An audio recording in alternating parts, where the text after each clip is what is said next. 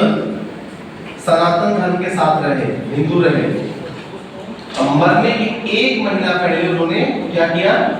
बौद्ध धर्म अपनाया। पहला पॉइंट। दूसरा, गौतम बुद्ध क्या चाहते थे? इतने बड़े विद्वान, गौतम बुद्ध का नेहरू के साथ और उनके मंत्रिमंडल के साथ विवाद हो गया। अरे अम्बेडकर, चूंकि बौद्ध धर्म पूछे तो गौतम बुद्ध माइंड में आ गया। फिर सुन लो, मैं फिर से रिपीट करूं। अम्बेडकर यानी बौद्ध धर्म जो अपनाए, अम्बेडकर अपने मृत्यु से 1 महीना पहले बौद्ध धर्म अपनाए, अपने मृत्यु से 1 महीना पहले, ठीक है। और सारा जीवन वो क्या रहे बेटा?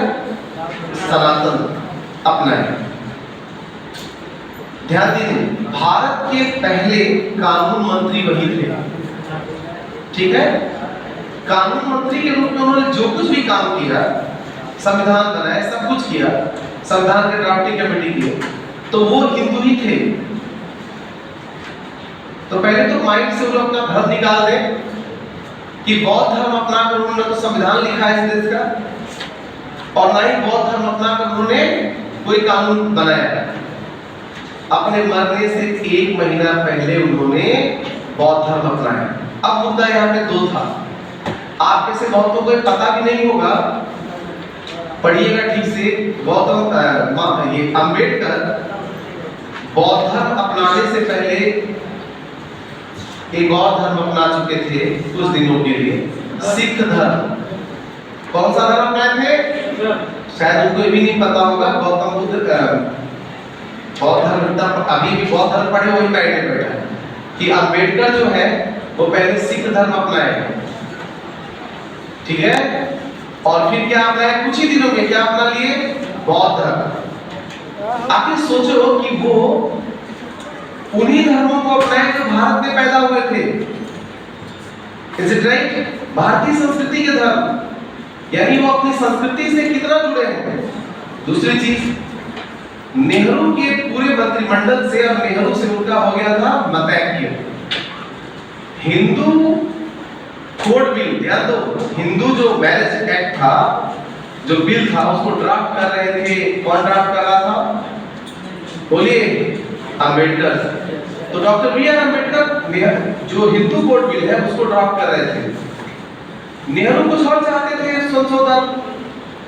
मंत्रिमंडल के लोग पसंद नहीं कर रहे थे। आखिरकार उन्होंने जानबूझ करके, ध्यान दो, मंत्रिमंडल से त्याग पत्र देना पड़ा। किसको त्याग पत्र देना पड़ा? अम्बेडकर।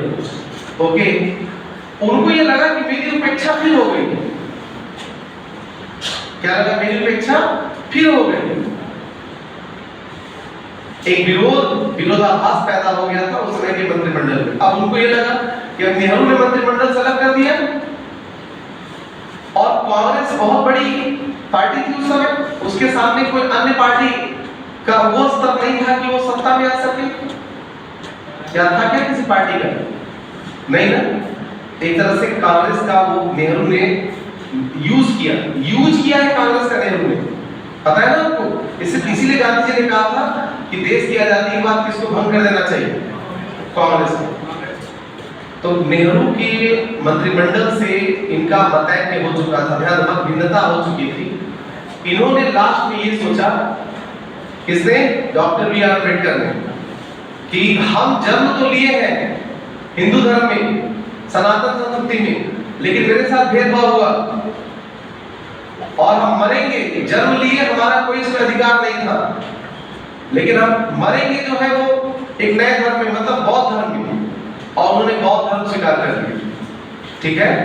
तो याद रखना, उन्होंने अपनी व्यक्तिगत समस्या के कारण से ऐसा किया है। Is it right? उनका सनातन संस्कृति में भी योगदान है, उसको सुधार करने में बहुत बड़ा योगदान है। तो सनातन संस्कृति को सुधारने वाले नायकों में एक नायक है डॉक्टर बी आर अम्बेडकर। बात समझ में आया? पूरी जिंदगी जिस व्यक्ति ने हिंदू धर्म में रह करके, पढ़ लिख करके, तमाम समस्याओं का सामना करके, देश के पहले संविधान सभा के ड्राफ्टिंग कमेटी का चेयरमैन बनने के बाद, देश के पहले लॉ मिनिस्टर बनने के बाद, जीवन में मरने के 1 महीना पहले उन्होंने क्या किया? धर्म बदला। Is it right?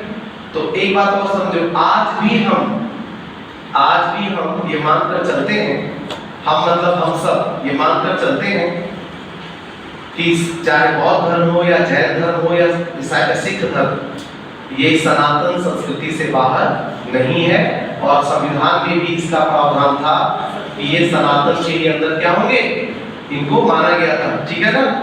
तो आज यह धार्मिक अल्पसंख्यक भले कहलाते हैं, लेकिन इनकी संस्कृति सनातन संस्कृति का ये विस्तृत क्या है? वटवृक्ष है। धन्यवाद।